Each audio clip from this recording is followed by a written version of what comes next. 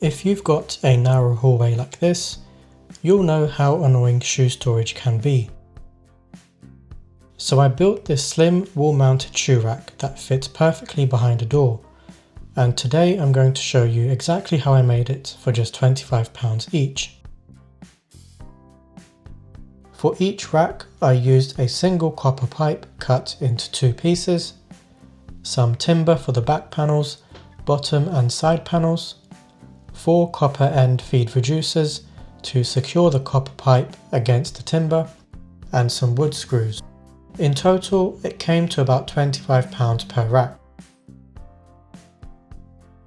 To put it together, I firstly inserted 2 copper pipe end reducers into the timber,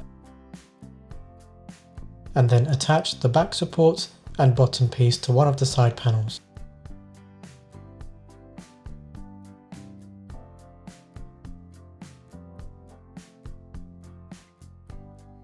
Next, I attached the 2 copper pipes.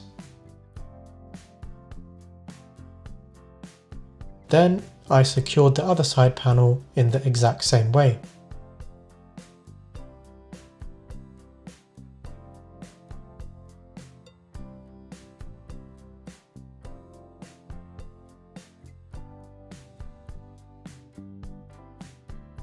It's a really simple build, but the key is keeping everything aligned and level.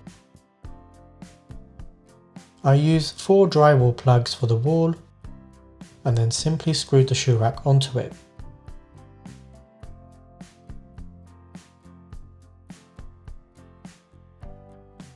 And that's the finished result. A simple, space-saving shoe rack that actually makes use of an area that would normally go unused. It's perfect if you're short on space, but still want something that looks good. If you found this helpful, I'd really appreciate a like and subscribe.